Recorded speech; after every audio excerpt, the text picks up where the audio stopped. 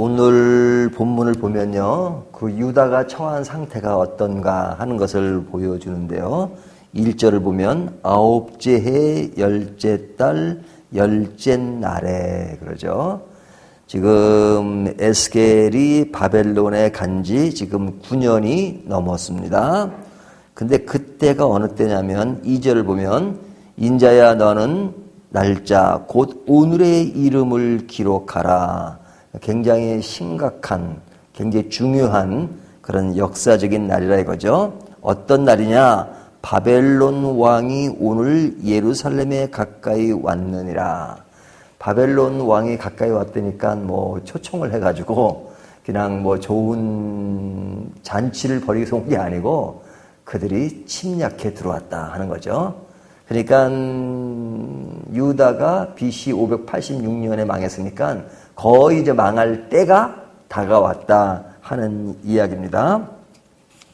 자, 그때 상황의 지금 이야기예요. 그러니까 그 상황이 이루어지기 전에 계속해서 선지자를 통해서 그들의 죄악이 어떤 것인가 하는 것을 계속 말씀하잖아요. 그러니까 이 에스겔을 보면 계속 심판, 죄 문제 이런 것을 계속 이야기합니다.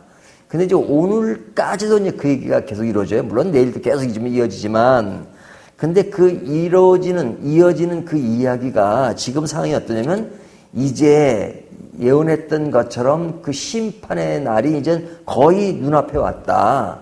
그러니까 지금 시점은, 그동안 이야기한 것은 그래도 시간적인 기간이 있었는데, 지금은 이제 거의 막바지에 왔으니, 그 의도에는 어떤 것이 있는 거예요? 빨리 돌이켜라 하는 것이 숨어 있는 거잖아요. 그러니까 지금의 시간의 어떤 심각성을 가지고 이야기하는 겁니다. 그러니까 그 시간이 다가왔다. 멸망이 바로 앞에 있다. 하는 이야기를 하는 거죠. 그러면서 이제 비유로 이야기합니다. 비유로. 3절에 보면 너는 이 반역하는 족속에게 비유를 베풀어 이르기를 그러죠. 에스겔은 이제 비유가 많이 나오잖아요. 그 비유를 들어서 이야기하는데 그 비유가 뭐냐면 가마솥의 이야기입니다. 가마솥. 그래서 이제 가마솥이니까 뭐 우리가 알고 있는 가마솥을 연상해도 되겠죠. 그 가마솥에 지금 무엇을 넣으냐면 4절 5절 건후에 물을 붓고 양떼에서 한 마리를 골라 각을 뜨고, 그러니까 제사 드릴 때 동물의 각을 뜨잖아요. 각을 뜬다는 것은 이제 분해를 한다는 거죠. 분해를 해서 그 다음에 양떼에서 한 마리 각을 뜨고 그 넓적다리와 어깨 고기의 모든 좋은 덩이를 그 가운데에 모아 넣으며 고른 뼈를 가득히 담고 그 뼈를 위하여 가마 밑에 나무를 쌓아놓고 잘 삶되 가마솥에 뼈가 무르도록 삶을지어다. 우리가 뭐 이제 곰국 끓인다 그러잖아요. 곰국. 에? 그래 이제 막 그 계속 뼈를 놓고 이제 오랫동안 계속 끓이잖아요. 그처럼 지금 양 한 마리 각을 떠가지고 그냥 그 안에 넣고 그냥 그 뼈가 무를 정도로 지금 계속해서 불을 떼라 이거죠.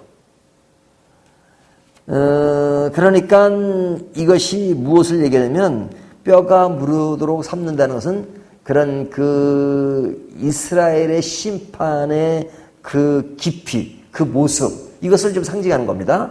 그들을 완전히 형체가 없을 정도로 그냥 삶아대니까 그들의 심판의 모습이 이런 것이다. 이런 것을 보여주는 겁니다. 근데 이제 그 가마솥에 있는 그 고기와 뼈가 있죠. 이제 그거를 끄집어내라고 얘기합니다. 6절에 그러므로 주 여호와께서 이같이 말씀하셨느니라 피를 흘린 성읍 녹슨 가마 곧 그 속에 녹슬 없이 하지 아니한 가마요 하였을진저 그러죠. 자, 근데 이제 거기다가 이제 양을 각을 떠서 집었는데 그 가마는 어떤 가마예요? 그 안에 녹이 쓴 가마다 이거죠.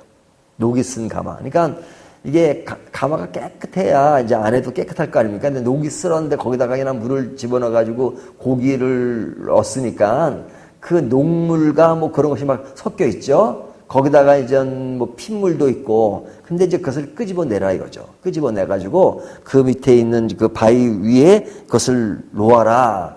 그러니까 거기에 이제 핏물이라든지 그런 것이 잔뜩 있겠죠. 그래서 여기 보면 8절 내가 그 피를 맨 바위 위에 두고 덮이지 아니함은 분노를 나타내어 보응하려 함이라. 그 피나 이런 것은 보응을 상징하는 것이다. 이런 이야기를 합니다. 근데 이제 이 피 흘리는 것은 그 예루살렘의 피 흘린 성읍이라 그러니까 그 예루살렘이 망하고 그들이 망할 때 그 피 흘리는 모습 이것을 상징하잖아요. 그것은 계속 9절에도 나옵니다. 그러므로 주 여호와께서 이같이 말씀하셨느니라 하였을진저 저 피를 흘린 성읍이여 내가 또 나무 무더기를 크게 하리라.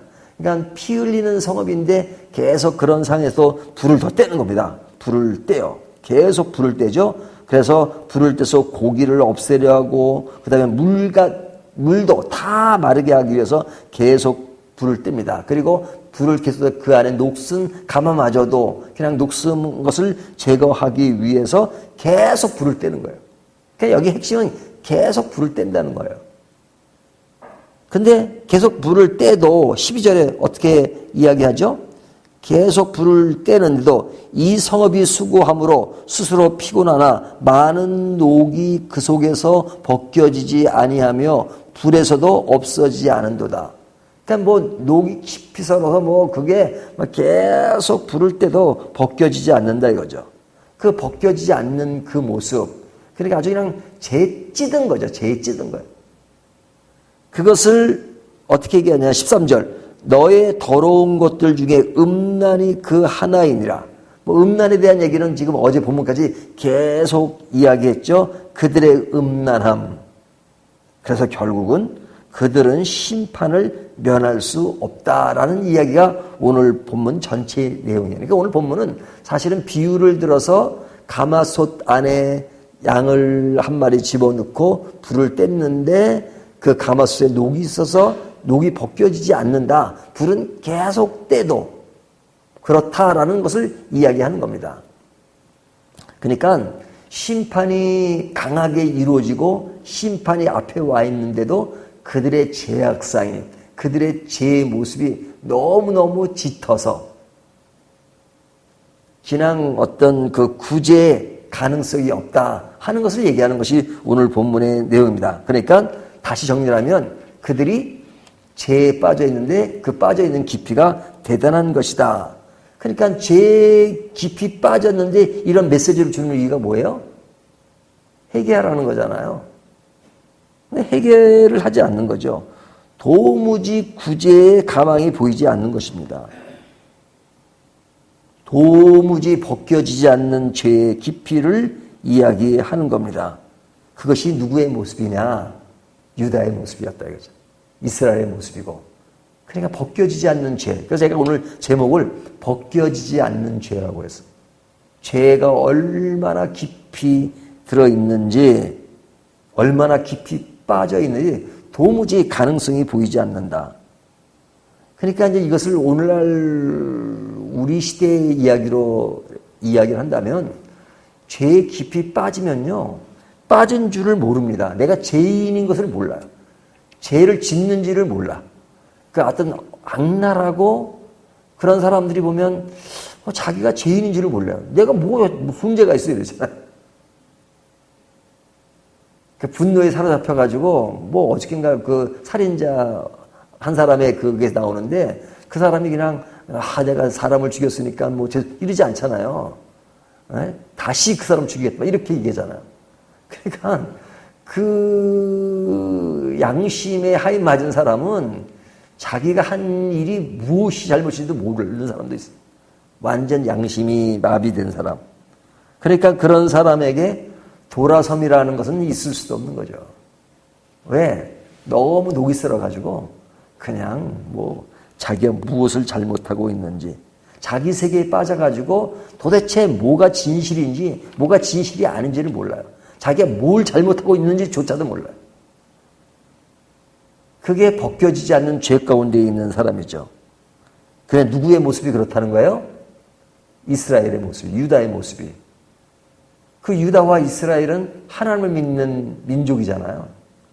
오늘날 우리 시대의 이야기로 바꾼다면 뭐 믿지 않는 사람들은 원래 그렇다니까 뭐 그렇다 하더라도 믿는 사람들이 양심의 화인을 맞고 그 다음에 죄가 묻어지고 그래서 도대체 뭘 잘못하는지를 모르고 산다면 그것처럼 심각한 것은 없다.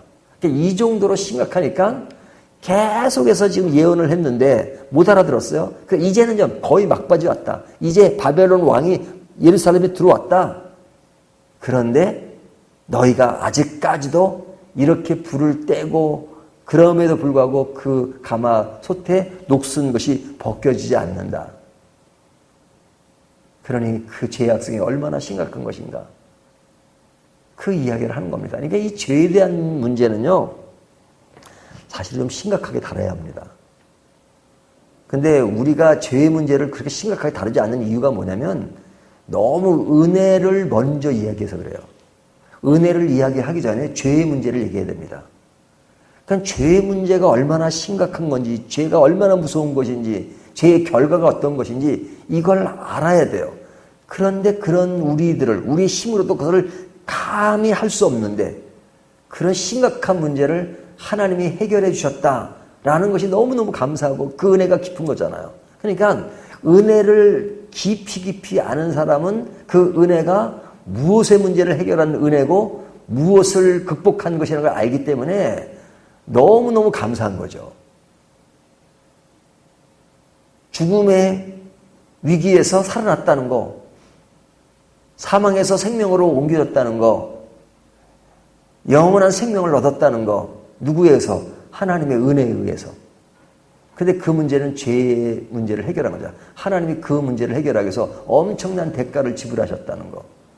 근데 이제 이게 없으면 그냥 죄의 문제는 뭐 심각하지도 않은데 그냥 처음부터 그냥 구원받았다는 얘기하면 구원의 간격은 얘기하는데 뭐 구원이라는 게 그냥 뭐 거저 주어진 것이고 뭐 무슨 문제를 해결한 건지도 모르고 죄의 문제가 얼마나 심각한 것도 모르니까 그냥 은혜라는 말만 가지고 그냥 더 그냥 죄를 지며 살아요. 그리고 그것이 뭔지도 몰라.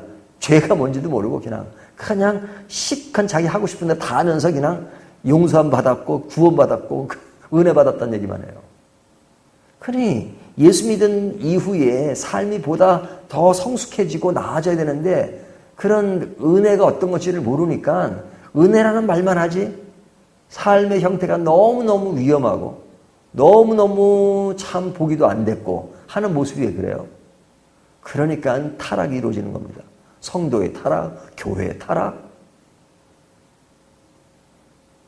이론상 하나님의 은혜가 있지 실제 삶 속에서는 은혜라는 것이 지배하지를 않아요.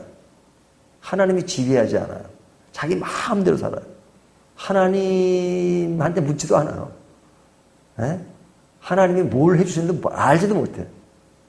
그러니까 저는 체험 있는 신앙, 경험 있는 신앙, 이것이 뭐냐? 사실은 여러 가지로 얘기할 수 있지만 가장 중요한 것은 죄의 문제를 인식한 겁니다. 진짜 죄의 문제를 리얼하게 생각하고 그것이 구원되었다는 것을 리얼하게 생각하고 삶 속에 진짜 느끼고 그런 하나님의 은혜를 깨닫는 것, 이것이 체험 있는 신앙이죠. 근데 그런 체험이 없으면 뭐 그냥 이론상만 있는 겁니다. 용서받았대, 구원받았대. 우스갯소리 하나 끝낼까요? 며느리와 시어머니가 있었습니다. 근데 이제 그 며느리는 예수를 잘 믿어요. 시어머니는 이제 그 며느리에 의해서 예수를 믿게 됐어요. 그러다가 이제 세례를 받게 됐습니다. 그러니까 이제 그 시어머니가 며느리한테 야, 나 오늘 세례하기 전에 문답을 좀 해야 되는데 오늘 목사님은 물어볼 텐데 그거 어떻게 대답해야 되느냐. 그러니까 그랬대요. 목사님 분명히 이 말은 물어볼 것입니다. 누구의 죄를 위해서 하나님이 우리를 위하여 십자가를 지셨죠? 그러면 나의 죄를 위해서 그러셨다고 꼭 말씀하세요, 어머니. 그랬대요. 나의 죄를 위해서 예수님이 나를 위하여 십자가를 지고 용서하셨다. 그렇게 얘기해 줬대요. 그러니까 그 어머니가 그래, 내가 그렇게 얘기하마.